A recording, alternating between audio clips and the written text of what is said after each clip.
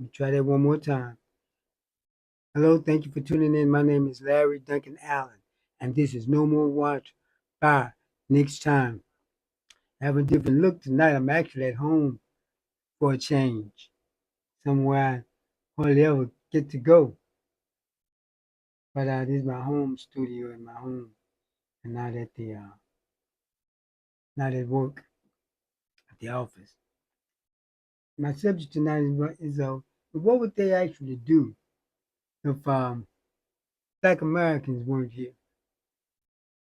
You know, we I always hear about how white people say we'd be a better nation.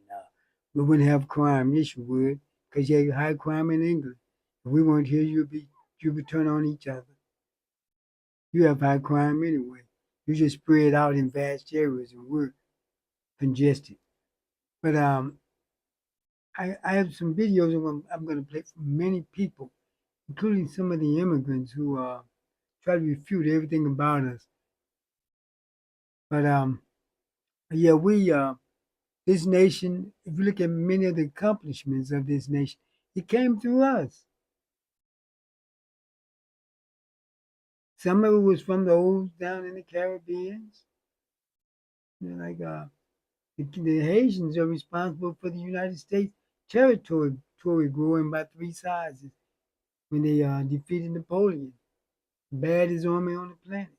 And a bunch of slaves defeated them. I'm gonna show you a video about that a little later. But look, yeah, we've done a lot in this nation. I'm gonna show you one about how the black people were responsible for Cadillac, for the for Cadillacs becoming popular during the Great Depression. We've done a lot of things, but many people try to refute it. They try to hide the history. I want to start y'all with about this Haitian woman, not Haitian woman, immigrant woman. Show you how these immigrants, type of stuff they say about us. Let me put my headphones on so I can hear this. Yeah, I want to play this first. Zora Mandani said New York was built by immigrants. And woke black Americans are already upset. They claim his statement that immigrants built this country is completely wrong. The George Washington Bridge, built by a Swiss immigrant. The Brooklyn Bridge, built by a German immigrant. America wasn't built by one group. It was built by the collective blood, sweat, and sacrifice of many indigenous communities, enslaved Africans, immigrants, and everyday citizens who all shaped this country's backbone. Yes, Black Americans made monumental contributions. Black Americans did not build America alone. Their impact is undeniable. But saying we built this country erases others who also paid the price of progress. The truth is, America was built by everyone. Saying Black Americans built this country alone, that is just straight up wrong.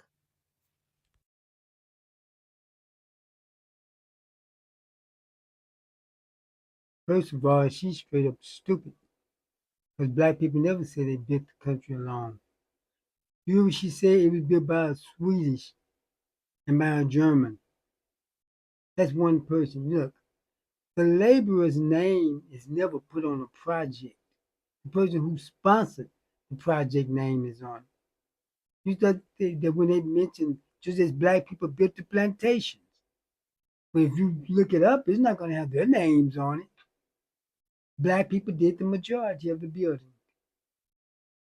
And so why come these immigrants always trying to refute everything about us? They never try to refute white people. They only speak against black Americans. Shows a bit of jealousy, I think. Well, I know because they don't speak against anyone but black Americans. They're trying to refute everything about us. And you think that would be something a white person would try to say? They're just like the black conservatives, try to find things about black people to throw back at us If we got any type of get lacking in any place, they blow that up, and look at all our things that we may not be doing up to par. But who does everything up to par? No one does. Who does everything the way they should? No one does. Why are we expected to be perfect? No one else has to be perfect. But why is this black person, and it's usually a black immigrant, trying to speak against us and show us to be something other than what we are? And now they want us to feel sorry for them that they got to get up out of here. No, I don't feel sorry for them. I don't feel sorry for them at all because they were brought here to mess up our economy. They weren't even allowed to come until after the Civil Rights Bill of 1965. Because, see, one thing about these white folks, they're steadily thinking of ways to hold us back. Even if we think we're making a gain, even that end up holding us back. Because they started allowing immigrants to come in, let them, when they wanted to open up businesses, they had them to open it up in black neighborhoods. If they got a loan, that's where they had to open it, in a black neighborhood. So that way, they don't have to commit another Rosewood or Black Wall Street or the other 60 black towns they burnt down because they were prospering. What they do, let the immigrants come in, open up a business. The money never turn over in our neighborhood. That's what creates wealth. It goes from our hands to their community, back to the white people. And we don't get to touch it. Except when we make it and they turn it over themselves. And the immigrants knew this. They're telling it now, but they went along with it. Now that they're in trouble, they're snitching. But they went along with it as long as they were benefiting. Why is this one? I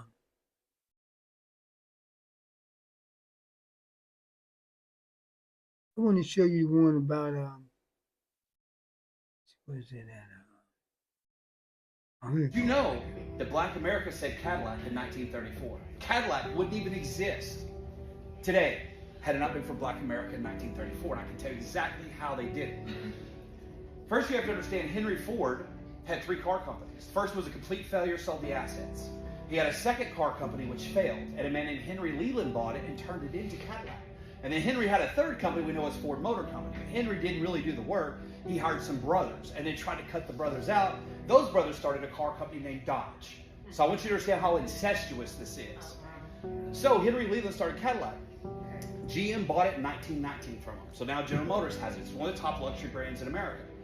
But when the Great Depression hit in 1928, nobody had money, right? You don't have auto loans. They did not exist back then. So if you couldn't pay cash for a car, you weren't getting it, and banks failed, nobody had money. So Cadillac lost 85% of their sales in 5 years. They were literally in the board meeting to shut Cadillac down when their service manager nationwide come in and goes, I think I can save the company. Like, yeah, whatever, how? He goes, we don't sell to anybody but white people.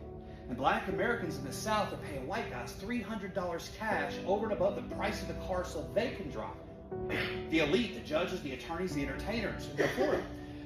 And Cadillac's like, what do we got to lose? So in 1934, they opened it up, the first car company ever to have integrated sales. And Black Americans bought so many Cadillacs in 1934, sales went up 70%. Now I want you to ask yourself, this is the Great Depression. Nobody has money, there's credit lines. How can Black Americans afford to save a luxury brand? Huh? How? They couldn't put their money in banks. And all the banks failed, all the white people lost their money. The law of unintended consequences kept Black America from being harmed by the Great Depression like everybody else, believe it or not. And I talked to a gentleman who said the only reason my granddad said he knew it was a Great Depression because he saw a white man picking out of his trash. I was like, wow.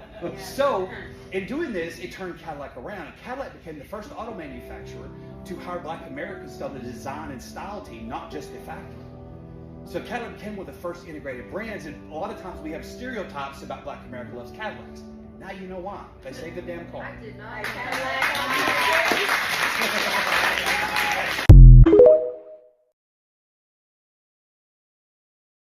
And you know what? That's not the only car company they saved.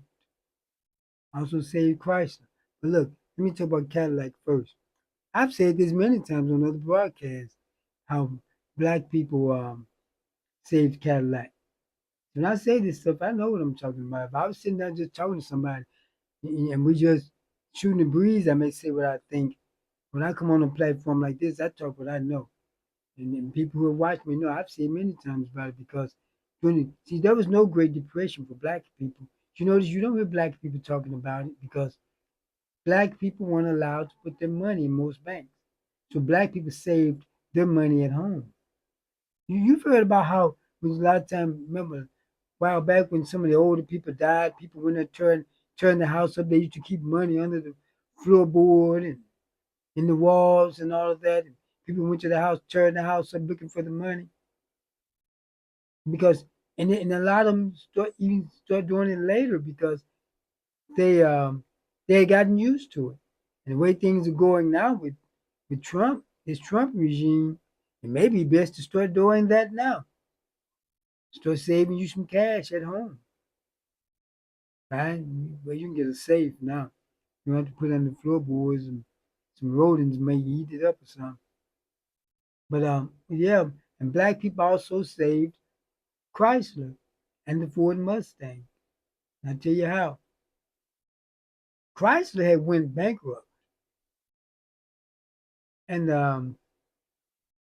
they were about to go bankrupt again. The government bailed them out. They were about to go bankrupt again, and the government wasn't going to bail them out again. So what they did, they need to say, we need a new design team. Then I saw a commercial with Lee Iacocca, who at the time was the chairman of Chrysler. And he was on the commercial with Snoop Dogg. You know, back then you had to be clean cut to be on that type of commercial. Snoop Dogg was known for smoking a lot of weed.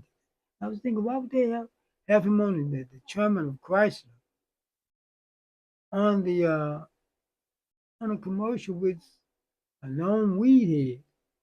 But what happened? They was using black people to save Chrysler. They went and hired. You remember when that back when the Chrysler 300, that new design around, they made it try to look like a Bentley back in 2004.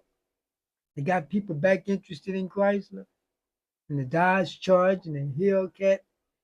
Those were designed by black men, and black men still design Chryslers. And that's what saved Chrysler, those black men designs. At 300 and those Chargers, you know, you find a lot of black people support Chrysler. Black people like Chrysler cars. Also, the Ford Mustang around that same period, when the Mustang came out around 2004 with the new design, they had ran out of design. They went and got a black woman and she designed the Ford Mustang. So black people have done a lot to save this nation. But they won't they don't they try to keep it from you though. They try to like as though we're just a bad character. We don't contribute anything. When Trump said those he was talking about how America makes everything. Remember he mentioned those 10 inventions? He didn't realize that all of them was black inventions. I had one black guy had a video I showed, I think it was last week. Some more black people didn't invent those things. If they didn't make them. Look, when you invent something, you go about whose name is on the patent. It was your idea. If you come up with an idea right now, that don't mean you in your garage putting it together. You take your idea to a developer and have them to build it. That's the way it's done. But an ignorant fool who don't know any better, he think because you didn't put it together with your own hands, you didn't invent it. No one put together everything that they invent. It was their concept, their idea. And if you don't think they invented it, look and see whose name the patent is in. And there's a lot of things that black people invented. Their name are not on the patent. A white person name be on it because at one time black people couldn't get patents. They had to let a white person get it for them, and the white person just took their invention. The slaves made a lot of inventions that white people got patented. When the slaves came here, they didn't just get any slaves. When they went to Africa, they found those who was good in agriculture. They taught them to plant a lot of crops that they didn't even know about and didn't know how to plant. They taught them metallurgy, so the smelting of certain urns. There was a lot of iron ore here in America they didn't even know they had. Because before the slaves came here, they were living in log houses. That's why I say the slaves built the plantations, because of what anyone tried to say. Of course, their name is not going to be on it. The builder's name is not on it. It's the person who had it built, who's over the project, whose name, what belongs to, whose name is on it. Like the ignorant woman tried to say. Of course, the black slaves' names is not going to be on it. Or the whoever, or the laborer was. Their name is not going to be on the project. That what it means by they built it, they did the labor. Lady, it's not saying that they built it them, they're the ones who was over the project, but it was a black man who laid out Washington, D.C., laid out the city, and black people who were slaves at the time actually did the building and the infrastructure in much of the North and South. There may not have been black slaves building in the North, but they were the black laborers who worked for a little of nothing. Because white people are lazy. They don't really do any hard work. That's why they couldn't pick their own cotton and do their own crops. They had to go get Chinese to do the railroad. You know, they only work places where they have tools, a lot of tools to help them. When they was building, they be on the machines while the black folks and other folks doing the hard labor. Or they'll be the supervisors. You know, there's most companies where they do labor work. There's a white person supervising, and black people or others. Well, I don't want to talk about black people. I'm not thinking about the others. And black people working on the doing the hard work. I know you have many times. Some of your older relatives probably told you when they was at work, they would bring a white person and tell them to train them, the black people to train them. And the black people knew they were training their new boss. Next thing you know, the white person was their boss, their supervisor. And why come they couldn't get one of the black people who trained them to be the supervisor or the boss? Because they didn't want a white black people bossing a white person. That's why. I mean, it's been a lot of low down things done to us, and then to have these immigrants, black immigrants, come and talk against us. If you notice, you don't see the European immigrants with accents talking against black people. Matter of fact, they're usually very nice to us. It's really the people of color immigrants or the black African immigrants who come over here and talk against us. I know because I lived out in Los Angeles for a long, very long time. I was around all type of people. And you didn't have any trouble with the Armenians or the Russian immigrants, any of them. They were very friendly. Or the immigrants from Europe. I used to talk to a guy, he was from Denmark, very nice guy. The Africans wouldn't even talk to you. The black Mexicans, as bad as they was treated in Mexico, they wouldn't talk to you. There's only a certain area in Mexico where the blacks can live. In a certain area where they can live. You know, and yet they want to come up here and they're crazy with us. I looked at looking at the 10 most racist nations for black people to live. Most of them was nations from people of color. It was something I was looking for. I gave some wrong information last night. I'm gonna look that up when I play my next video about the well, I'll do that on the next show. I don't have time to look it up now because if I give something I find out it wasn't factual, I want to correct it.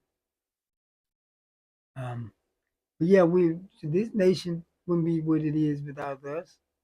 Without us, it wouldn't be that. It wouldn't be what it is. Because you notice they always talk about that go back to Africa, which we've never been. But you see, They don't try to give us no reparations so we can go back. I'm sure you give reparations, give us each one of us $1 million. I'm sure a lot of us would go to Africa. But then when we give us $1 million, we go wherever we want to go. It don't have to be Africa. You go back to Europe. Europe is never an option for them. I tell you why. The Europeans don't like the white Americans. They don't like them. They don't want them back there. We can go to Africa. They can't go to Europe. They don't want them there.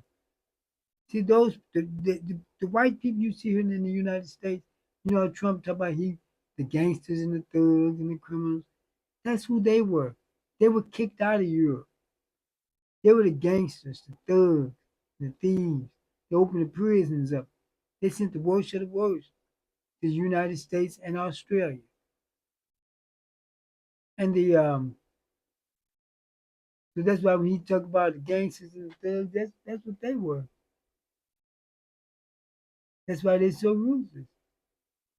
They're diabolical because that's just in their lineage. They didn't keep the good people over there. The pilgrims. The pilgrims were a religious group. They were a religious cult that they wanted to get rid of, going around accusing people of being witches and all that. They would they're like witches and warlocks. For those who don't know what a warlock is a male witch. They would accuse those people of being a witch or a warlock, and here's what they would do. They would weigh them down with weights, maybe a log, throw them in a lake or river. If they come back up, they shoot them because they're a witch or a warlock. If they don't come back up, oh, that means they weren't a witch or warlock. Now, who would think of something that stupid? Then they just walk away like nothing happened. But you just killed it. You just unalived an innocent person. Either one would have been innocent. Those were the type of people who came here. Make that make sense. So yeah, this nation wouldn't be what it is without us. We contributed a lot, but they're trying to cover it all up. But we don't care what they cover up. We know what we did. They can stop King Holiday from being a national holiday, but that don't mean we can't celebrate it. Cinco de Mayo is not a national holiday, but you see more black people there than you see at Juneteenth. We need to start celebrating our own. You don't see any Latinos at Juneteenth or Kwanzaa. You have a lot of black people on social media talking about taking on a Latino name for the day. We like everybody, but they don't like us. I don't. Well, I'm talking about as a people. I don't really speak on individuals. But we got to start liking who like us. Even if you do like them, just don't bother with them because if you don't like it, I mean, you don't know what they're gonna pull. I'm gonna play this next video. Show what the white guy said. I'm gonna play later about Napoleon's. I'm gonna show you what the Haitians did to make the Louisiana Purchase, which greatly increased the size of the United States possible. We the reason America. Not just with the Civil War, brother. Let's go before the Civil War. Let's go to the Louisiana Purchase. Do you know that this country is 3 times the size it was? Because the Haitian Revolution went to Saint-Lô Overture and Jean-Jacques Dessalines and Christophe and Pétion and Cecil Fatiman and Boukman and Macandal when they destroyed Napoleon's army, a slave army defeated the greatest general the white man ever had. Right. An army of slaves defeated the greatest general the white man ever had. And because the Haitian Revolution bankrupted Napoleon, he sold his American territories to America for pennies on the dollar. I remember that. The Louisiana Purchase loan yes. quadrupled the size of the United States of America. So when I tell you America wouldn't be America without black people, America wouldn't be America without black people. That's a fact. Black power. Black power.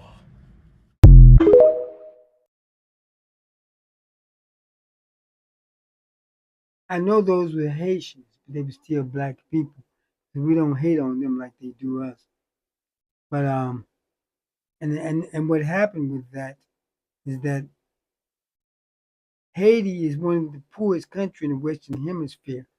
And that was by design, see, because Napoleon was French.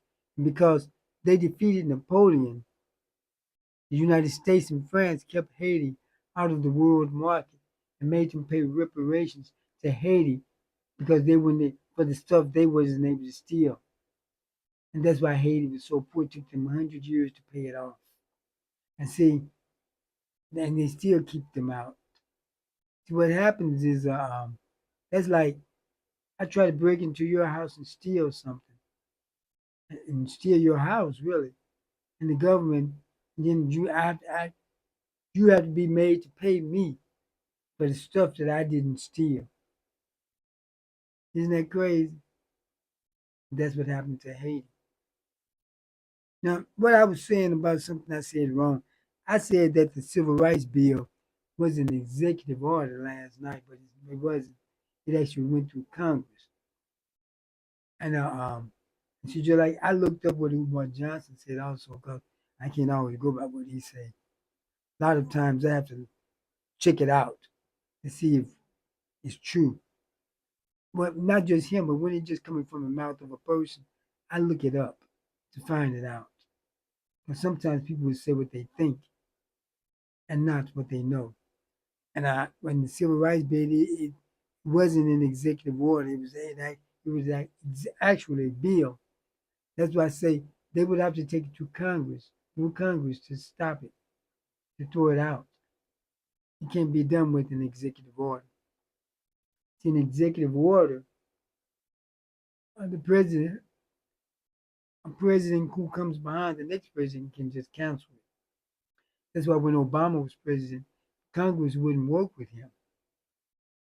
So he had to sign a lot of executive orders. And Trump came in behind him and threw a lot of them out. He can throw the ACA, American Care Act, out because Obama made sure that went through Congress. And see, you know how the white people just say, "I want my ACA, but I don't want that Obamacare." So ACA is a good plan, but Obamacare is not knowing that Obamacare is the slang name for ACA. It was done. The Republicans purposely gave it the name Obamacare to make it seem bad. Hey, they knew a lot of white people would be against it, and it works. They stand up just as proud and tell you, I got ACA. I don't want that Obamacare. This was talking about the good parts of the ACA and the bad parts about Obamacare. Don't know what they're talking about. Just make up stuff. And a matter of fact, the ACA bill that Obama had passed in health care, it was actually a Republican bill. They tried to get it passed before, but they couldn't. But then when Obama picked it up and tried to get it passed, they went against it because it was a Democratic president and a black Democratic president getting it through. So they didn't want no parts of that. So they went against their own bill because a black president was trying to get it passed. Now, how can you be any more stupid than that? That shows that they're not interested in the well-being of this nation. They're just interested in their own well-being and keeping their own power. That's all they're interested in. But see how I gave props out to Haiti for what they did with Napoleon? Excuse me. But yet they do all they can to speak against us. You see all these videos about the immigrants? They're all against us. But you should see me prior to Trump getting in. Well, they were really putting out some stuff about us. All lies. So then some of it was true, but you know what the problem is? What people do with black people? They look maybe on some black frailties or some things that are we're not up to par, or some things we're not doing right. And they harp on that and bring that up. But who does everything right? Why are black people expected to be perfect? We're expected to be perfect. If we're not, then we deserve anything we get, anything that comes our way. I hear a lot of black people say, well, that's why we're our own worst enemy. We've never been our own worst enemy. Because we do some things that's not quite up to par, some things that can be frowned on. Who doesn't? All people does.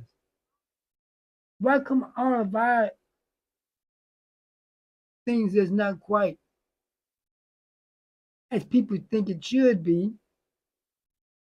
Has to mean we deserve anything we get and we don't do anything right. See, when you hate a people,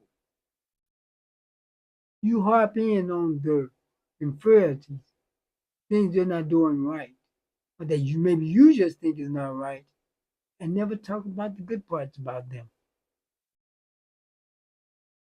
Always talking about the bad side, never the good side. Because everyone has a good and bad side, all people. But white people, only the good about them is brought up, and all the bad about us is brought up. And these Somalians, man, this fraud thing has gotten big. It's bigger than people thought it was. Man, it's bigger than people thought it was. But I let the powers that be deal with that because,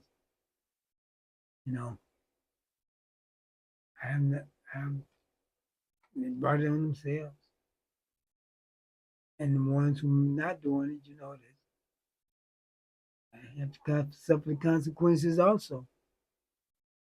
Yeah, but we have I'm going to show you this one about black people. This nation wouldn't be the same without us. It wouldn't have prospered. As a matter of fact, if I play this video, if you look at the most prosperous area, the areas of this nation that's the most prosperous, and where most of the incomes flow through, it's the diverse areas. Largely the big cities. Who make up most of the big cities? Black people. Jackson, Mississippi. The Mississippi, one, I think, if not the poorest state, I think it's the poorest state in the Union. But most of the Mississippi income flows through Jackson, which is one of the blackest cities in the United States. Large cities. I know some smaller ones are blacker when you're talking about the large cities. And but yet most of the income flows through Jackson. Most of Tennessee's income flows through towns like Memphis, Chattanooga, Nashville, all very highly black populated. So, don't get it twisted. Most of Chicago's income, not Chicago, Illinois, flows through towns like Chicago. Chicago make up the bulk of it. Because the rest of it, you got maybe some small black towns like East St. Louis, Brooklyn, Washington Park, but they're small. And even there, they are responsible down in the empowerment zone where the BJC and all that went up to Fairview Heights, Belleville, and O'Fallon. Those are medical districts. That was supposed to be in East St. Louis, but our leaders let it get away from us.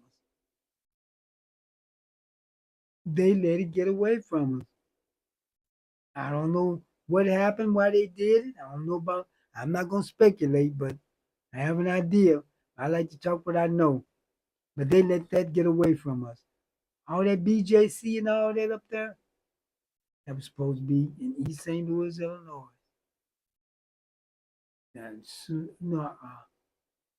All of that medical development up there was supposed to be in East St. Louis, Illinois. The Fairmount Racetrack says Madison. That's really East St. Louis. But the mayor at that time sold it out and let Madison claim it. It's Madison tax district. They get the taxes from it. And that tax money was supposed to be coming to East St. Louis. Because it's actually in East St. Louis. In East St. Louis, I don't know how they pulled that out. But man, we gotta get some people now who's gonna work for us. Get some of these Arabs out of here, but they're draining all our income. Let me show you this one with this Asian woman. She tells where they was recruited to come in and drain money from the black community. People largely open businesses where they live, and that money turns over in that area. But when people who don't live in your area have all the businesses, they take that money up to their area. It turns over in their area and then go right back to white people. And we don't see it turn over at all here. It's often said that the black community bankrupt every evening when all the businesses close because all the money leaves right up out of here. And that's true. I closed these places down. And look, we did have a black industry. We had a club industry here. Senator Dick Durbin went to the person who was running for mayor at the time and said, if they don't close it down, he's going to try to see that don't know any money come through East St. Louis. And he's an East St. Louis native. Went to Assumption. You know, where all the white kids fled when black kids were coming to the east side. But well, not all, but most of them. But they're closing all the clubs, which costed over 400 jobs. Now East St. Louis downtown is what? Almost a desert. Let it become a club town, saying people were getting unalive. That way it wasn't happening in the clubs. It may have sparked off from the club, but you had more people getting unalive at those Arab stores and Arab gas stations than the clubs. They didn't close those down. You don't ruin your local economy over some old thugs that are going to unalive each other anyway. You see it in St. Louis. They're having problems with the clubs downtown. You say they're not closing down anything. They want that money. But see, they would go to those service stations, unalive people in the service stations, never closed down. Even while the investigation was going on. I never seen anything like that before. So yeah, the immigrants was brought here to siphon money from our community. They're talking now because Trump is on their butts now. So now they want to snitch. But you was complicit. You went along with it. That's why they came here, these specials Asians with them nasty attitudes towards black people. But you keep going in their places. I don't go to Rice House. If a black person, first of all, I don't eat that greasy stuff. That greasy stuff they serve you all, they don't eat that. That's not the way they fix their food. If a black person open up a Rice House, I may eat some of theirs. I like black folks cooking and handling my food. That's just the way it is. That's what I'm used to. Them cooking and handling my stuff. That's why I don't really eat at restaurants. Because I don't eat all that type stuff. That a lot of stuff they put in it I don't eat. I don't eat meat. And the way they fix up other foods, they put all that sodium in it. But I'll get back to what I was saying. They helped. And let me show you the video. I showed you one before at another program with Asian women. So here's another Asian woman snitching on the others. Snitching. Thank you for setting me up to talk about this. You're welcome. I know that you and many other Black people know the answer, but it is something that I'm still processing, and it hits me really hard in the gut. I'm glad. And so I want people to understand that I am answering the question, what do I know? Not speaking for anyone. Many commenters today have pointed out how many affluent Black towns have been created and destroyed throughout United States history. And most non-Black people know about the Tulsa Massacre, Black Wall Street, Lake Lanier. But it was many Black towns. One commenter said over 60. And it's not that some Black people sometimes were able to establish a successful community that accumulated wealth. It's that Black people were consistently able to go anywhere and together establish strong communities that accumulated wealth and had education systems and businesses and were thriving. And every time it happened, people destroyed them. That's right. And then as you progress through time, it becomes less acceptable to burn and flood and massacre entire towns. So again, you have the passing of the Civil Rights Act in 1964, and the United States opens the door to Asian immigration in 1965. Wasn't The United that States has a long ago. long history of using immigrants to get in the way of Black people. Yes. And so I think that this system of using immigrant-owned businesses in Black communities is designed to siphon wealth away from Black communities. And another commenter asked me, why do I think that people are afraid of letting Black people build their communities and accumulate wealth and to thrive? And we see it so many times. It's because they fear revenge, because they know what they have done to Black people. They know. But again, They we treat have us been like told that if Black animals. people wanted revenge, it would have happened already. That is not what they want. And I think that people think that the violence and exploitation and abuse of power that they have exacted upon Black people and all Black, brown, indigenous, and people of color is a universal human trait. And that if anybody has that wealth and power, then they would return that evil in kind. But it's not. It is specific to, and all Black people want is to be allowed to thrive and accumulate wealth and exist as other people have been allowed to do. And again, please understand that I am answering the question, what do I think that I know?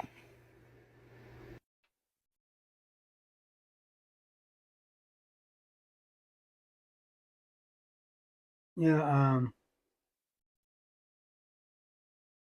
I agree with her. I wanted to let that be heard to another person, but I don't think white people think it's gonna be revenge.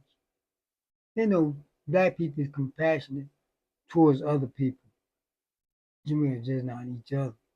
Black people compassionate towards other people. I just wish we could show that same compassion with each other. But look, if Black people were allowed to exceed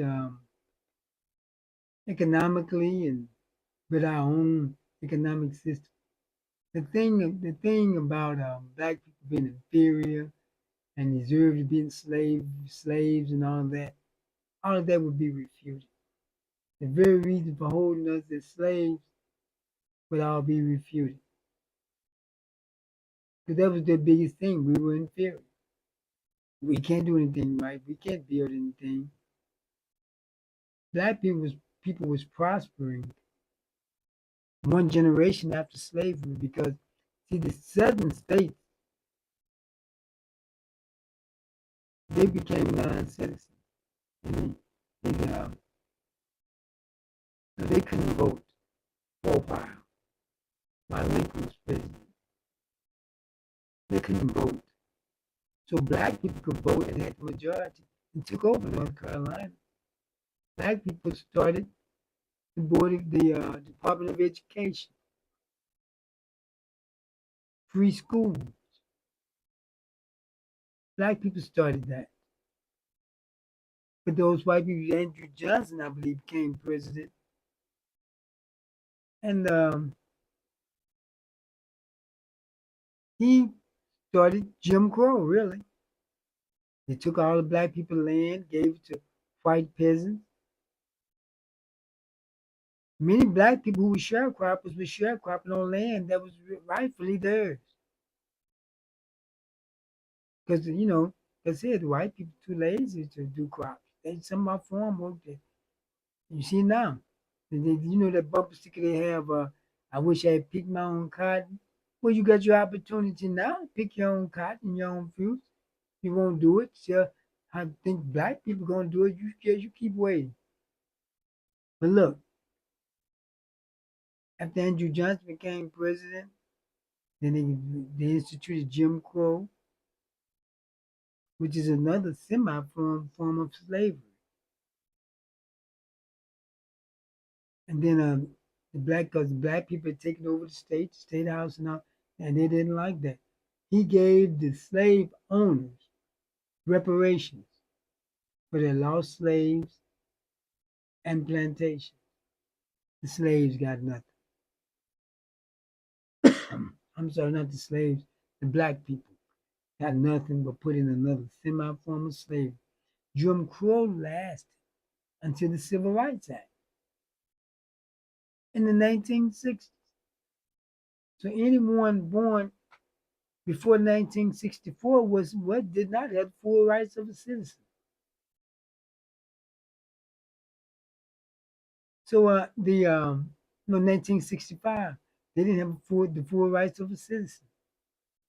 See, when Martin Luther King was around, he was, if you notice, Martin Luther King wasn't promoting integration. There was others doing that. Martin Luther King was promoting freedom. And the reason that he said freedom, remember, he used to talk freedom all the time because black people really weren't free. We were under Jim Crow. We were under Jim Crow at that time, and he was trying to get Jim Crow taken away. That's what Martin Luther King was doing. All that integration came later, which actually harmed us in many ways. But see, that Asian woman, she's telling about what happened. She told the truth. The problem is, why now? They own their butts now, and that's why. And all of them afraid of being deported themselves. See, Trump and his crew, they want an all-white nation. A white nation, but they want black people here to be subservient to them. They're trying to take us back to the 1890s. But that's not going to happen. That was the Reconstruction period that they had. And to be honest with you, Abraham Lincoln had started deporting some of the free black people in Virginia back over to Africa. That's how they went to Liberia. They started the nation of Liberia. Well, actually, they went over there and took it. And it stopped after Andrew Jackson, I believe, became president, and they had the opportunity to send black people away then, but they wouldn't, because they know they need us here. White people would turn on each other. They did. That's what they was doing in Europe. Europe was a violent place, even up into the 1980s. You had the Irish. They were planting bombs, put gasoline on themselves and burn themselves up because they was trying to get their independence. So they don't want us gone. They want us to stay here, but they want us to be subservient to them. Yeah. So when they bring up black inadequacies, that's just to make us look like we're not doing anything right. They won't bring up the good stuff. That's how a lot of black conservatives like Candace Owens, Lee Elder, they bring up black inadequacies. Well, everyone has inadequacies, not just us. There's this other video I want to play. Which one is that, Rachel? This one here.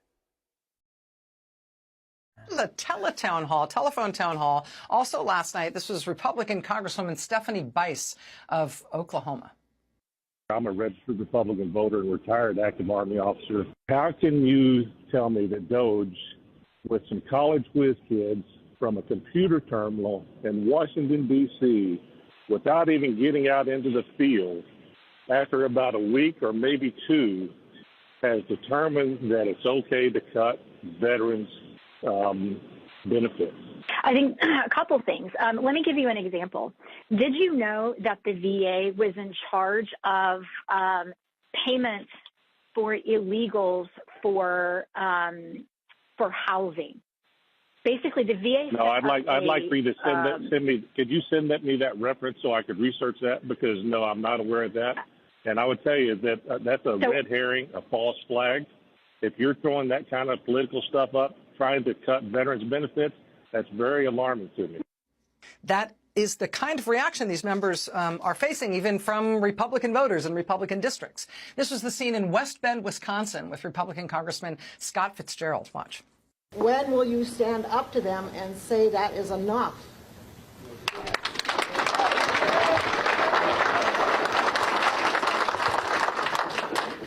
The end result of the fraud and abuse that has been discovered already.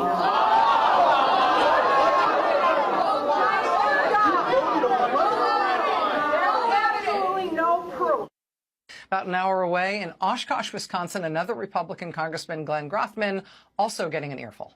President Trump has issued a lot of executive orders. I think by and large this is moving very quickly compared to other administrations, and I think across the board he's done some very good things. I think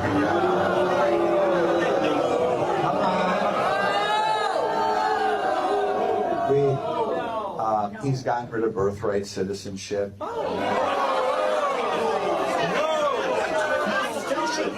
Illegal as hell.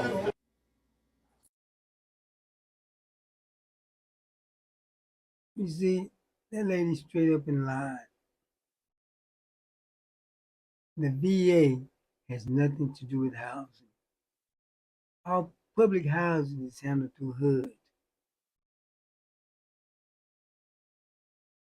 They sit up and they lie. You can't believe a thing they say. And the reason I played that video is to show you that these are some diabolical people. You can't hardly believe anything they say. In order to get their point across, they will lie. And you know, these people doing all this stuff for Trump, they have to remember one thing. He's immune. He get immunity. They don't. And you're going to see a lot of these people laid away in handcuffs when they get this thing out of office. Hedgecliff, the defense secretary, he's going to jail. Whenever things get back in order, as if it do, you're going to see a lot of those people going to jail. Knowing them, they'll take the easy way out. They'll probably take the easy way out. But, yeah, they and getting out, I'm going to get off subject a minute. You see that foolishness? You know, Rob Reiner, the director and actor, when his wife was unalive, he had his throat slit, and then they were from the home with the throat slit. And then they ended up finding out that it was their son who was on drugs who did it. The Rob Reiner used to play, if you remember the show from back in the 70s, All in the Family. He played the son-in-law, Mike Stiven. Archie Bunker used to call him Meathead. And he was an advocate, you know, really for, he was a father, I think, the right reason. And Trump really said some awful things about him. And you know what? A lot of the MAGA folk will go along with him. Trump, I'm going to get back on the subject. Listen to this. Trump is always going to have a following. And I tell you why. You notice he, as low as his approval ratings is, but when you go to Republicans, he's still rating high with the Republicans. Because there's always this segment of extreme cult-like silly people in this nation. I said this last night, but I'm going to say it again. During World War II, when the United States tried to stay out until they attacked Pearl Harbor, before then, 1/3 of the white folks in this nation wanted to join World War II on the side of Hitler, fighting with Germany. So you're going to always have that element. So Trump is always going to always have their support no matter what he does. Because as long as he appeals to their racism and their white supremacy, they don't care. They don't care what he does. As long as they think he's hurting someone else, they'll hurt themselves to hurt you. I've heard stories of how at plants they vote on a raise, And when it's about to go through, the white guys find out everybody, the black people and everybody get the raise, they voted down. Kept money out their own pockets. So others couldn't get it. It's just how diabolical. I know some of you say, oh, no, not all white folks like that. I got some white friends. But think about it, they know I'm not talking about them. If I got to explain it to them that I'm not talking about them, then they're not my friend. But then that's the reason I don't sort through them. They have to sort through themselves, because when people talk about black people, when you them up there talking about black people, they don't say some, not all. They say black people. Did you hear Charlie Kirk? He didn't say some, not all black people. He sitting around debating little kids. He thought he was doing something. That's all he did, go on college campus, debate the young ones. But there was this one black girl. I'm going to find that video, show it on one of my shows. And she had to be a freshman. She wasn't no more than 18, 19 years old. She mopped the floor with Charlie Kirk. They don't like showing them. He was turning all red. I'm going to play that one day. That little girl knew what she was talking about. She was well informed. They don't show that one. And see, and today I saw a video where Trump said he don't think he's going to heaven. He's not going to make it to heaven. He telling somebody something they don't already know. But I tell you, he said, oh, hear what he said. I may be already, and I'm going to get back on subject, but I'm going to say what I'm thinking about. He said, I may be already in heaven flying on Air Force One. That's about as close as he's going to get, I think. Well, I know. But see one thing about it, but they wanted you, they talk bad about Rob Ryan, but want you to praise Charlie Kirk and want to sanction anyone who didn't.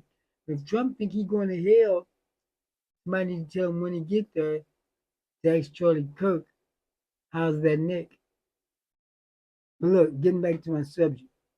Okay, yeah, they this nation wouldn't be the same without us.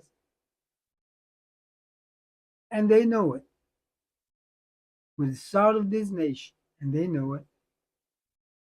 They don't want to really get rid of us. They'll talk that mess. If they come to me, I tell them, give me $1 million in reparations. I get up out of here tomorrow. Give all of us $1 million in reparations. Put your money where your mouth is. Anytime a white person tell you, any of you, go back to Africa, tell them, well, give me the money. You want me gone so bad, give me the money to go. Just shut up then. Because they know Europe, like I said, Europe is not an option for them. You know, we did a lot for this nation. Matter of fact, Henry Ford didn't build the first automobile. It was a black guy. What was his name? I'm going to find that and show it. When I showed it on another show. But the government put their money behind Henry Ford. All black people act like they built everything. Well, built a lot. You can go by the patents. Look at the patents. You don't believe it. That's how you tell about the patents. There's this one black woman I know, her and her husband, between them, they have over 200 patents. They didn't build the product themselves. It was their concept. It was a black woman who invented the air conditioning system.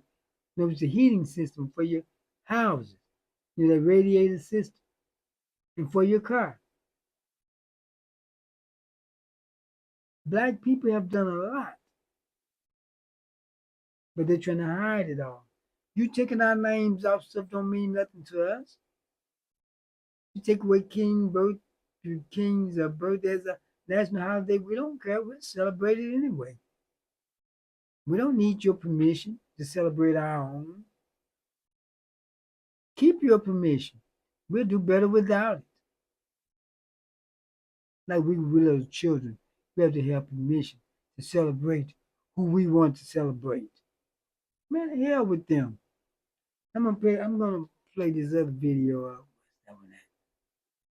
I want you to hear him. Not only did they destroy the community, they brought in immigrants from other countries to come in our neighborhoods and suck up every last bit of dollars that we had, and then you wondering what happened to the black man. Right. And we sitting here telling you this, but you don't want to hear it because you so demonic with the same mindset that white people have. Only thing you can say is, well, stop blaming them. Right. Well, who in the hell do we blame for our condition? Ourselves? Right. We should blame ourselves for our condition when we ain't controlling nothing. You see what I'm saying? Mhm. Like, once again, man, this right here gonna stop. Let's finish playing this tape, Bob. Oh, go ahead, because I want you got something? Please, go ahead, get in.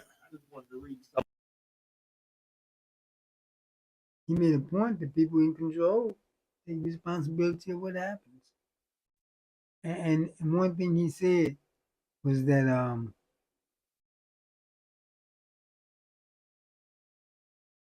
they tried to I'm trying to see if my YouTube is going. Okay, let me get back. They send these immigrants in to destroy our community. They want to blame us for it. How can we be blamed?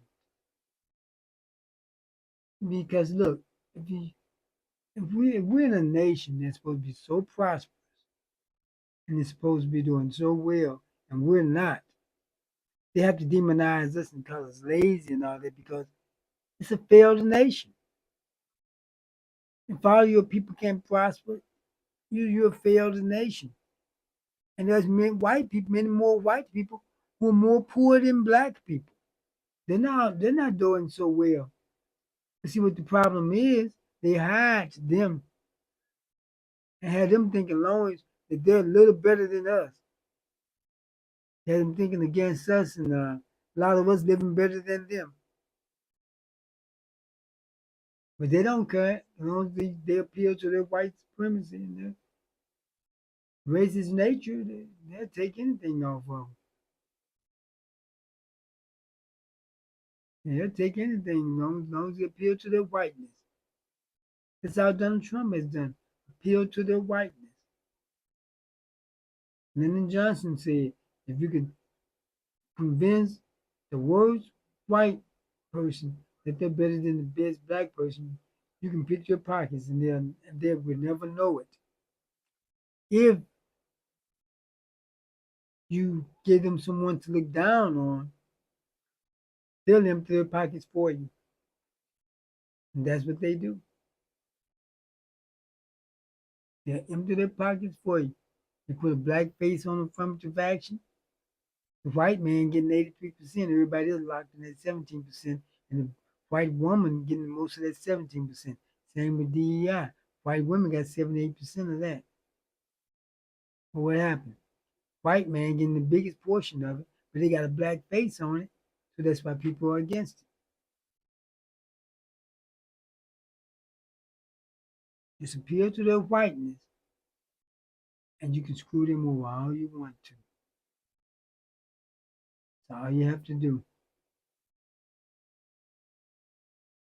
Yeah, they brought in the immigrants to harm us, but now the immigrants getting their part. They getting what they deserve. See, Chicago, San Francisco, LA. See, those were all New York. Those were all sanctuary cities. They brought those immigrants. And the reason they went up to in that building in Chicago where those black people was at, those Venezuelans living in there. What happened was they dropped them off in the black community. They came from a warm climate, didn't have the right shoes. Black people took them in and clothed them, fed them, gave them limbs. Stay in parts of the building. They run electric cords all through the building for electric. You see, those black people shouldn't have done that. Let's send them over to their Puerto Rican cousins. Because I guarantee you, if they drop some black immigrants up over in the Puerto Rican areas, they'd have ran them up out of there and ran them to the black area. But we so compassionate for everybody, but no one's compassionate for us. Hell, we're not even compassionate for each other. just for other people. We're not going to make it like that. Yeah, keep these people away from you, these old immigrants and all. Keep them away from you. Let me play this video for you. You are the only non-immigrants in America. The only non-immigrants. So when you start using a word for yourself, always call yourself a non-immigrant. Don't call yourself anything else other than that. Don't call yourself a minority. And to some degree, if you really want to be slick, I would even call myself an African American.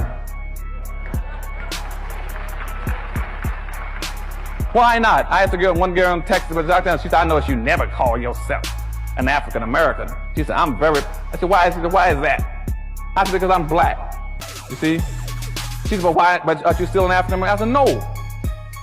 Because you see, when I go look at the definition of African American, the whole north part of Africa is a continent. That's not a country, that's a continent. People coming in from El Salvador and they're El Salvadorians. When you say you're from Africa, I'm an African. Where in Africa?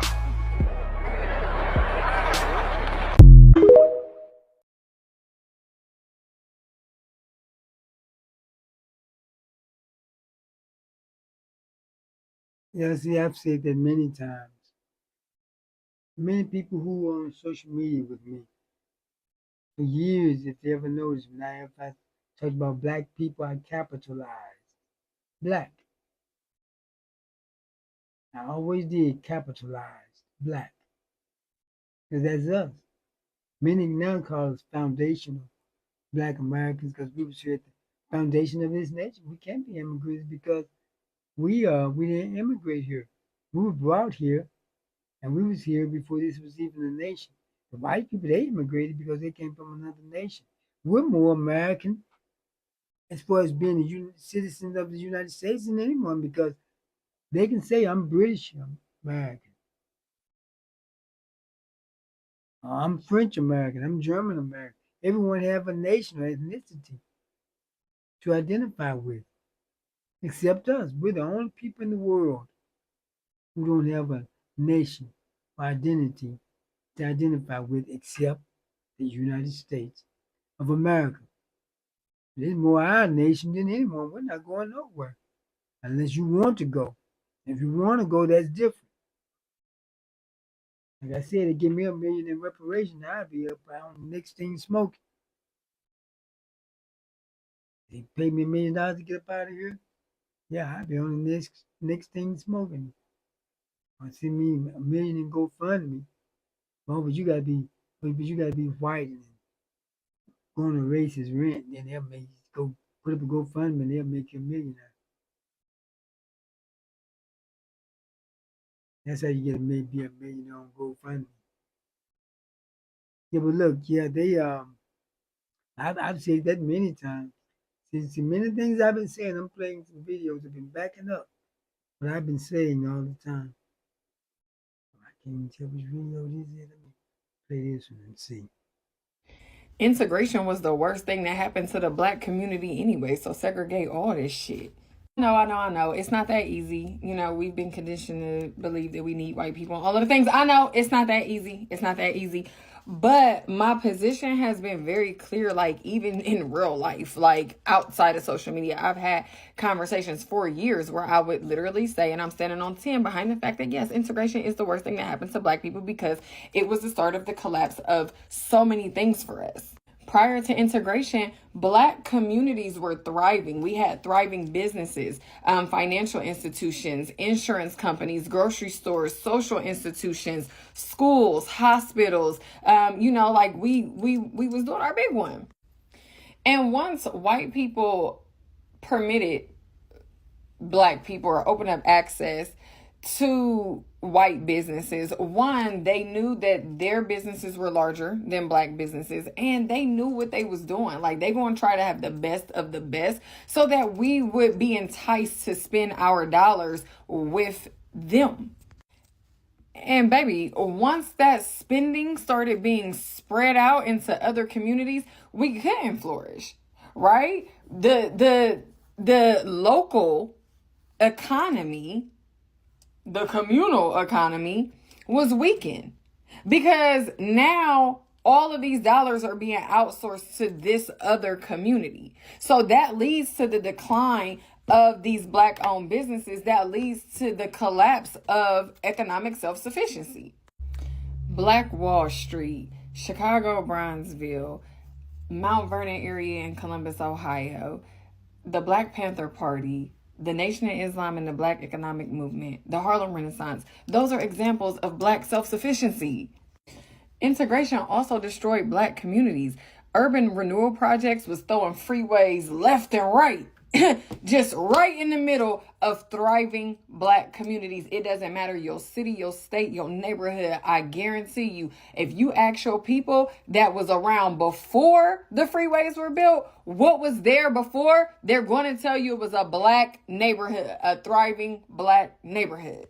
Hold on. We ain't done, because integration didn't stop there. Integration also led to the displacement of Black schools, Black students, and Black educators. Because once we got over there with them white people, right, in them white schools, where was the Black educators and administrators going to go?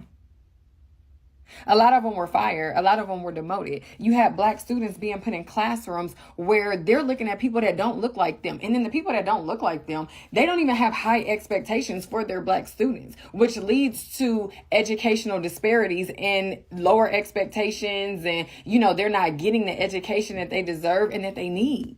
And then you got political and economic disempowerment, right? Where there were once leaders who were really prominent in the Black community, like, once integration happened, they kind of, their power was kind of diluted a little bit. There was less interest in advocating for Black people because of economic dependency on white people.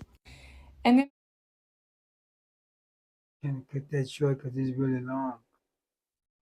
But she said a lot of things that I have said. Over the time, I'm on different broadcasts that I've done. Because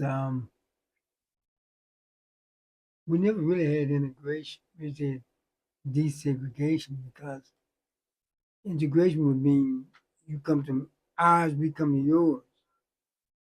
They wouldn't come into ours. Like I said, King didn't really advocate for integration. He advocated for freedom from under Jim Crow. We had a lot of things going on in our community until we started getting in with them. And see, even at a lot of things closed down either because of integration. I've talked with many people when they talk about the excuse me a minute. When they talk about the things like the here in East St. Louis, they talk about at theater, the one downtown they always talk about, Majestic. See, there was a theater. I found out there was a theater in East St. Louis at one time, right there at 15th and Broadway, right off 15th and Broadway, called the Deluxe Theater, a Black theater, movie theater. But the Majestic Theater, boy, it's really getting hot in here. The Majestic Theater downtown, the one everyone want to fix up because of the nice facade it has. The reason it closed down, see, when they talk about history here, most of that history wasn't our history, white folks' history. The Majestic, to the historic Majestic Theater, the only history it has for Black people is that when integration came, they had to start admitting Black people, but instead of doing that, they just closed it down. Assumption High School was built because as it was built, but it started thriving as Black kids were coming to East Side, East St. Louis Senior High School. The white people started sending most of their children to Assumption. When the Black children started coming to East St. Louis, they had a swimming pool, and like all over the area, there was concrete swimming pools. Getting rid of them because they didn't want Blacks and whites swimming together. But at East St. Louis Senior High School, What they did was um they cemented in the pool, put a gym floor over it, and called it the girls' gym. That girls' gym used to be a swimming pool area. Just look at it and you can see. That's just how diabolical they are. You know what the thing about it is? We're not as crazy about them as they think we are. We don't really want to be around them like that. I saw a video where one white man said, well, why do black people want to move in white areas? If you know, black people don't move in white areas to be around white people. They move for the goods and services that's there. Who wants to, people get tired of not having to go all across town just to buy small things. See what happened with and if you notice, the black people who move into a white area, who are usually their neighbors? They usually have some black neighbors. They may have some few white neighbors. They move into a black area, a white area where there's other black people. We don't love y'all that much. Just that we have to deal with you all. You don't have to deal with us. We have to deal with you. You know, the white people who say they wouldn't come to East St. Louis, they wouldn't come to a black area. It's the ones who don't have to. Because the ones who have to, they come, and they come with no problem. See, what people have to realize is that they never had a problem coming in our neighborhood. We've always had a history of problems in their neighborhood. But they got it twisted. Not only do we have to worry about them, we have to worry about the police also. What are you doing here? I'm going to check you out, see why you're in that neighborhood. You don't have to worry about a policeman in the black neighborhood bothering you. You don't have to worry about the people bothering you. But we do. Told you about the women talking about they car stopping, how good the people were to them and helped them. Man, I told them if I was in your neighborhood, I'd get the police called on me because I had it to happen before. If they see, I was had a big school there at the time. And I told you this before, I had a friend of mine on the back and the belt broke. But I know those break sometimes. I would just keep one in the trunk and tools to fix it with. Not often, but they will break eventually. It says a belt drive. And the guy, this white guy, he's up in Federal Heights. He came out, whose house he was in front of, talking to me.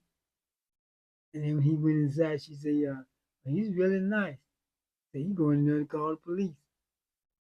He said, oh, you always think somebody up to something. Sure enough, about 5 minutes later, here comes the police. But the policeman just sat in his car and watched me for a minute. I guess he checked the plates out and everything. And he saw what I was doing. And then he just went on. But a lot of them wouldn't just go on like that. You see, race is not our problem. It's theirs. You get a feedback. We don't have the race problem. They do. They created it. We didn't. We've been the victims of it. And when they come to you talking about, are you always playing the victim? Well, why are you always being the victimizer? A victim has to have a victimizer. When we talk about race, we're playing the race card. But yet everything they see about black people, they bring up race. I always tell them, they say, oh, you playing here come the race card. I say, well, why don't you, we wouldn't be able to play it if you stop putting it in the deck. Just look on social media. You see some black people misbehaving. They talk about their race. But when they see white people misbehaving, they talk about the misbehavior. They see them fighting, they talk about the fight. Black people, they talk about the race of the people fighting. But we're the one with a race problem? No, you got the race problem.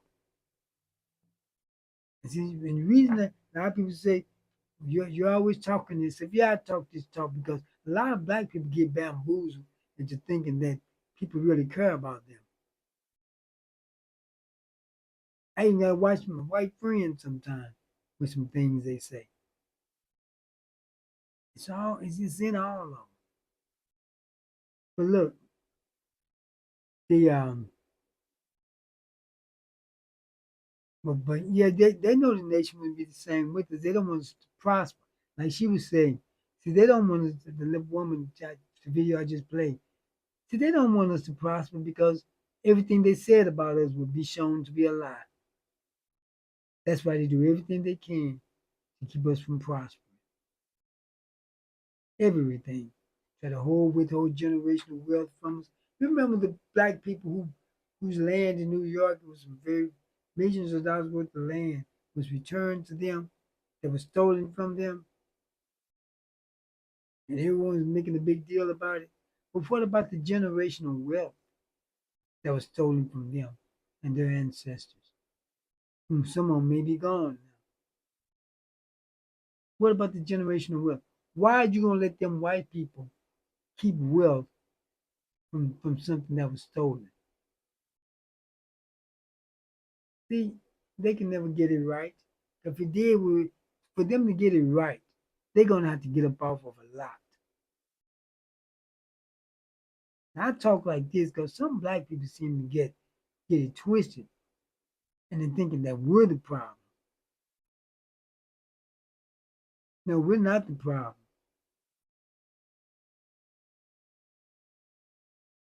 Okay, what's that other one I had? Oh yeah, listen to this. You are the only non-immigrants in America. The only non-immigrants. So when you start using a word for yourself, always call yourself a non-immigrant. Don't call yourself anything else other than that. Don't call yourself a minority. And to some degree, if you really want to be slick, I would even call myself an African American. Why not? I asked one girl in Texas, she said, I noticed you never call yourself an African American. She said, I said, why is that? No, that wasn't the one I meant to play. It's that one that. They can be. You know, a lot of you have suspected a lot of things about why we have so many immigrants in the black community, and all of them have businesses. Why? But yet, black people that want businesses in our own communities, we're denied money. We're denied. And I want you to hear two things this Asian woman's going to say. Because one you definitely knew about, but the second one she's going to confirm. Now let's get into this. I say we as an Asian, like we heard about America and we learned that to survive in this country, we needed to align ourselves with whiteness and not blackness because we didn't want to catch that smoke, essentially. So we aligned ourselves with whiteness. And so proximity to whiteness keeps us, quote unquote, safer. But in doing that, they can be like, model minority, if the Asians can do it, why can't you do it? And so we created a wedge as people of color against other people of color. Yeah. It's a whole thing. Yeah. Yeah, it's a whole thing. And then like the riots in LA, the professionals from Asia came, but they're not allowed to be doctors here. But they can get a loan because they're proximity to whiteness. But they can only get a loan in black neighborhoods. Right. Where black people couldn't get loans. And so there's that automatic tension. All right, so they say that basically when they taught to come here, they have to align with whiteness. And don't they do that? She's not lying about it. They all like to align with white supremacy. Because what did she say? We don't want to get that smoke. They all don't want to be us. They all don't want to be in opposition. But here's the problem. You can align yourself with whiteness all you want. That's your business. I can't say nothing about that. But you want to use the provisions that the group that gets the smoke and you don't want, you want to use every right and freedom that we fought for. But you want to sit up here and align yourself with whiteness. And that's the problem. And that is the greatest offense. Okay? That's the greatest offense. This is why FBAs aren't sitting up here advocating for more immigration. This is why FBAs aren't crying about ICE or anything like that. It's because we have seen that they have used immigration to our financial detriment, our personal detriment and literally brought in people that's weaponized as a buffer class in between them and us to fight. Basically, it's kind of like the Iran thing where Iran used proxies to attack so Iran itself don't have to do it. So like Iran to use the Houthis, they'll use Hamas, they'll use Hezbollah, right, to attack as proxies so they don't have to do it. They'll fund it, they'll do all that, but you say, hey, well, I didn't attack you. Iran, we didn't attack you. That was Hezbollah. That was them. But they really funded them, right? Well, what white supremacy decided to do was bring in all these different Asian groups. You remember last week, an East Indian woman had talked about that. How we don't supposed to go around black people, get around white people. Same thing. This Asian woman saying the same thing. And then think about it. Biden flooded this country full of people from Latin America. And what black people are finding out about them is, wait a minute, a lot of them have anti-black racism. We just flooded our country with a bunch of anti-black racists, and Biden and them knew that. Because Okay.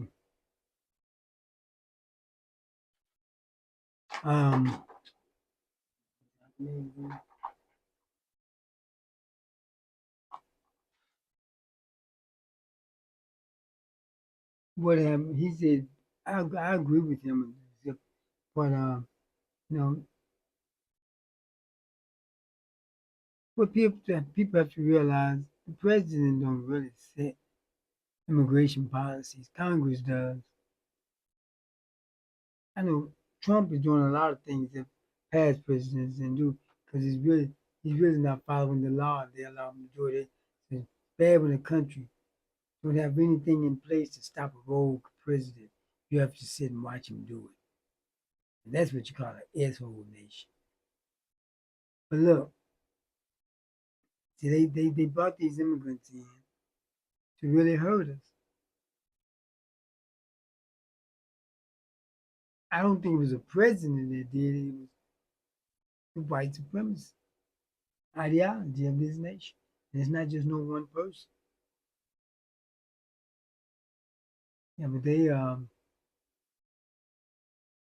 that's why I always say, people think I'm just thinking hatefully when I say I don't care about them getting those immigrants out of here. I don't. Because it was done to the detriment of black people. And just like they think about their group, we have to think about ours. We need to stop thinking about everybody else. Start thinking about our people, black Americans. Not no Haitians, Africans, Latinos. Because I'm going to tell you, see, a lot of people, I had some people say, well, when I only mention black people. I don't mention the people of color or the homosexuals. I said, first of all, you don't tell me who to mention. I mention who I want to. I mention black people, and then other people have to mention themselves. You want to know why? One other reason? Listen to those people at those No Kings rallies. And when they start talking about all the marginalized people, they'll mention women, people of color, the homosexuals, the freaks, all of them, the drag queens, all of them. But they don't mention black people. And the worst part I saw is when the black woman got up there and say women, people of color, and went down the whole list also, left black men completely out. See, that wasn't the time we say black people. But when black women talk, they just mention black women. Black men say black people. Or we just say black women and black men. No, we're black people. If you all want to go off on your own, go on, because we're not going to stop you. But you're not going to make it without us. I can guarantee you that. But we can make it without you. But see, the thing is, though, the reason I don't mention homosexuals. I'm not mentioning somebody being homosexual in the same sentence as my race, like they're the same. I told you this before, and I'm gonna keep stressing it. Because people keep saying this to me. Don't text me, mention nothing to me about no damn homosexuals. A homosexual is not on the same level as being black. So why are you equating them? What they decide, their sexual preference has nothing to do with my race. So if you want to talk about them, you talk about them. And I don't say gay, I say homosexual. Gay used to be something that's bright and color, being happy and gay. No, and they stole the term. They're not gay, they're homosexual. And don't be texting me talking about what I should mention. I mentioned what I want to mention. You mention what you want to mention. I'm not advocating for no homosexuality. See, I can say what I want to say because I'm my own boss. Can't nobody cancel me. If they cancel me on YouTube, I got Facebook. Cancel me on Facebook, I got a Roku channel coming. Can't nobody cancel me on that. I got a cable channel I can fire back up. It's mine. It ain't the city's no more. It's mine now. And I say what I want to say. And if I don't want to talk about no homosexual and drag queen, putting them on the same level as races and nationality and ethnicity, I don't have to. So if you want to advocate for them, advocate for them. What's that? The tennis player Coco Gauff or something like that. She everyone trying to get on her because she said she's not wearing that homosexual rainbow armband while she played. They asked her to do it, and she won't do it. She don't have to do that if she don't want to. They're like they want to make people accept this stuff. Who is it that can't nobody criticize? Oh, besides homosexual in Israel. Nobody can criticize you. You gotta be. How you gonna make somebody accept homosexuality? They even got churches accepting that. See, a lot of the religious people don't go for it. They won't say it. So they're afraid. They got people afraid to say anything about homosexuality but praise it. I'm not praising nothing like that. I know I'm a bit off subject, but even people texting me talking about mentioning homosexuality. I mention what I want to mention. So if you want to hear about homosexuality, don't tune in here. Not if you want to hear something good about it. Don't tune in here. You might hear something bad about it. I'm not going for no homosexuality, and I'm not advocating for it. That's that feminism stuff that if you know one thing about feminists, they're against masculinity and for homosexuality. If a man is masculine, just like me, if I'm talking against homosexual, he must have some tendencies. Because I'm talking against it. That's what they do that for, is to demean anyone who talk against homosexuality. And what they do is they call themselves gay to make it sound good, and call people who are against homosexuality homophobic to make you sound bad.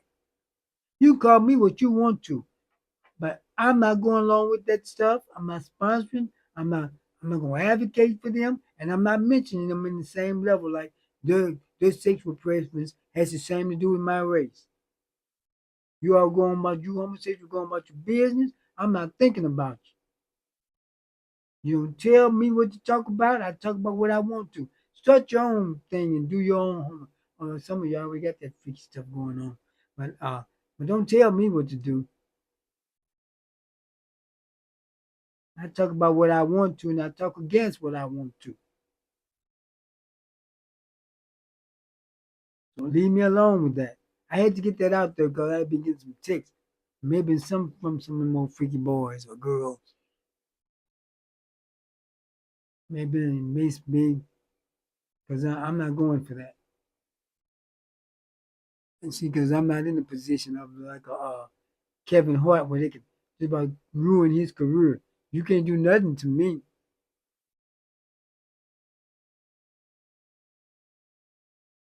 But once you keep one on and debate them, they're not that important to me to debate them. I debate stuff that's important. That's important. They're not important to me. Oh, I know this off my subject, and then there may be some of you are some of you are people watching. At least you was watching. But I'm not going for that stuff. Don't think you're gonna get no advocacy from me on that stuff. And I'm tired of it. Cause you don't know how people be texting me about that. What about the homosexual? What about them? Now let me get back on subject. Yeah, but we've been very instrumental in this nation. We kept a lot of it going. But I'm gonna tell you, you immigrants, why y'all don't never criticize Trump? So you Africans and the black immigrants, and the Latinos and all. You never criticize Trump. You never criticize white people. You never criticize Republicans. You save all your criticism for black people. What we doing, what we're not. It's like we live in your head 24/7. The white races, we live in their head 24/7, all over our social media page. We're not all over yours. To show you how much you're irrelevant to black people. Most black people didn't even know who Charlie Kirk was until he got sacrificed for the Second Amendment. I didn't know. It came across, it was this guy on Facebook, this white guy. He told me, he's a Facebook friend of mine, said, Charlie Kirk was killed, he was unalive, and anyone said anything bad about him, they can unfriend me. So I texted him, I said, look, I don't know who Charlie Kirk is. I'd have to find out and see who he is, but I'll say anything I want to on my Facebook. You don't tell me what to put on my Facebook. If I look up and see something for me to say something bad about him, I'm going to say it. He haven't unfriended me yet, and believe me, I said some stuff too. But when he had the nerve to text me before I looked up and said, he texted me and said, look him up and see what he said. You'll see he's a great guy. You really like him. Now, why would he think? He know who I am. What went through this white man's head to think that I was going to agree with what Charlie Kirk said and go along with what Charlie Kirk said? That's just how delusional they are. And I blasted him too. So because they talking about he was the M word. I can't say that on here. You can say unalive. It was the M word. I said it wasn't. It wasn't. It was a sacrifice. He said there's going to have to be lives sacrificed for the Second Amendment. He just wasn't planning on being one of those sacrifices. So that's what he was, a sacrifice.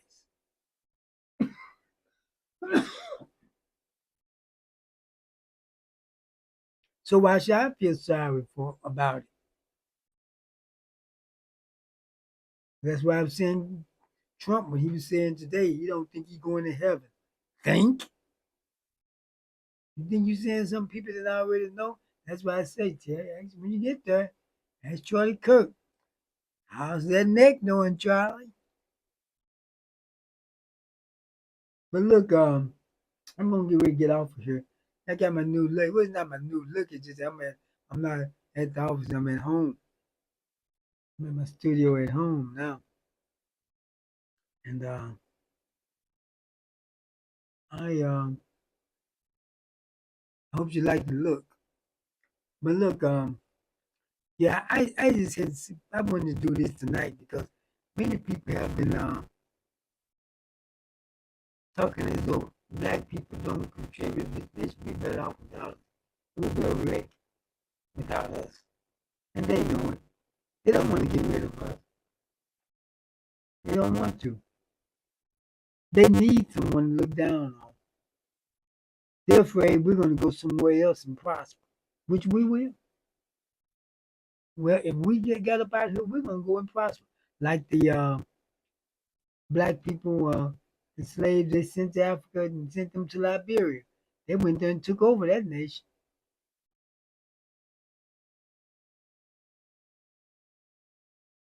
They know we leave here, but wherever we go, we're going to prosper as a people. So once those chains they've been placing on us is gone, they'll see what we can do. And they know we'll outdo them. If we were inferior, if we were incapable, you don't hold back inferior and capable people. You try to help them out. What it is about us, it seems more like they're trying to keep from waking a sleeping giant, which they know we are. Leave us alone. It's like you got a ferocious Rottweiler, a pit bull. You got to keep that chain on him because you know what he can do. You know if you take that chain off, you're in trouble. And that's what it is with us. They know if all these blocks, we didn't have all these blocks and trouble in our way, they know they'd be in trouble. That's why they don't want us going anywhere, because they know we're going to prosper. And we don't have to go around the world running schemes like a lot of immigrants come here and do it. We'll go there and we'll show you what work is. And if we help those African nations prosper, we got these black professionals. Have you ever noticed something? I'm going to say this before I go. The African nations, when they needed some expertise, have they ever tried to reach over here to some of our black experts? They always look to Europe, the people who colonized them and stole all their wealth. They love them folks. They never sent over here for none of our professionals to help them out. Did you know that there's some Africans over there who didn't even know that the black people over here came here as slaves? That's why they thought we could be deported. Some of them said them in the Jamaicans said they thought we'd be deported. You know what happened? And so with these Africans, some black people asked some Africans which nation they're from in Africa. They told them. And asked them, which nation are you from? They said, we're from the United States. Said, but where did you come from? Those Africans had never heard about slavery. I guess they tried to write us off because they never even tried to come and see about getting us. They just wrote us off. But still, like I said, we're nobody's whipping boy. Because I'm going to tell you, we're going to come out of this better than them, better than anyone. See, Trump is not here to save America. He's here to destroy America. That's what he's doing. You can look and see that he's purposely destroying America. But white people think he comes to save them. They're suffering more than we are. We're still putting boots on the ground, having birthday parties. What are they doing, man? They're making videos about how bad things are for them. We built for it. It may get hard for us, but we'll deal with it like we always have. We don't have to cry to anyone to come help us. We help ourselves. If you come and help us with any kind of boycott, it's because you came on your own. We didn't ask you to. We didn't beg anyone to do anything. But we had little boycott along after Ferguson. No, I didn't say boycott. I mean, we boycott. That's good. I meant to say protest. Black people left protesting along after Ferguson. And because the Somalian woman said, we helped George Floyd because you came to a protest. That means you did something. It became popular. That was the popular thing to do.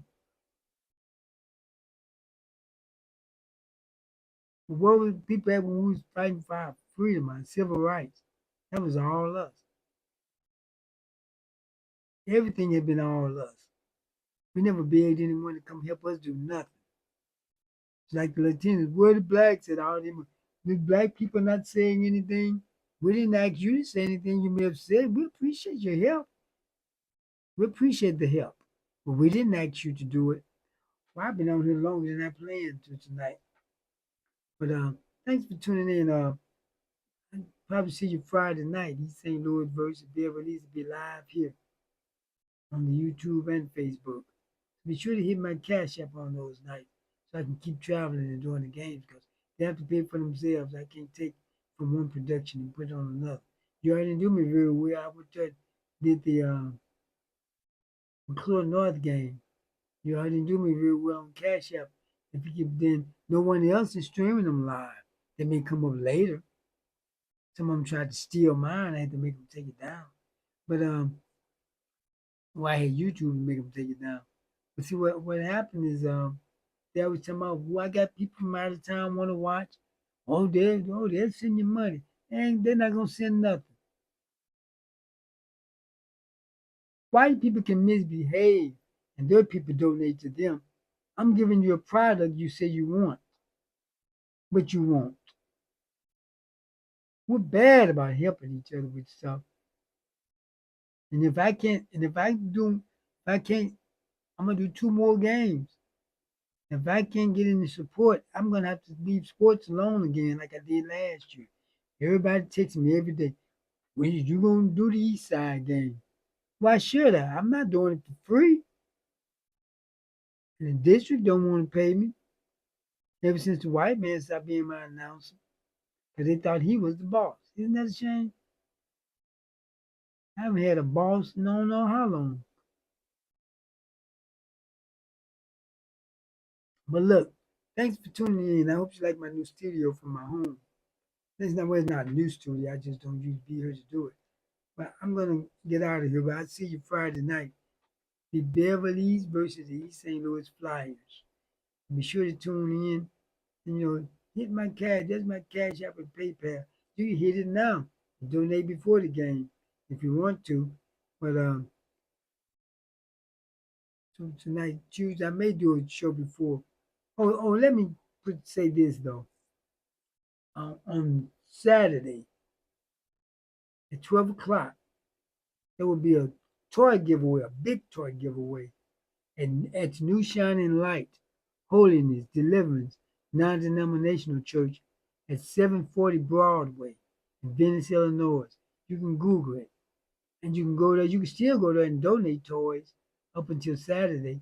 But on Saturday at 12, I know things been kind of tight for people. Go there, but you got to take your children now. You can't tell me I got 5 kids, then you're going to get toys without them being present. Those children have to be there also. But go by New Shining Light Saturday at 12 p.m., 12 noon for the big toy giveaway. That's at 740 Broadway in Venice, Illinois, with Bishop John H. Williams, Mr. Pastor. They've done some great things over there. Go by on Sunday morning at 11 o'clock for their worship service. They have services that are gloriously different. So I'll see you maybe tomorrow. If not, it would be Thursday or the Beverly Hills game. Be sure to hit my Cash App for the game. You can hit it now if you want to. Or PayPal. So thanks for tuning in.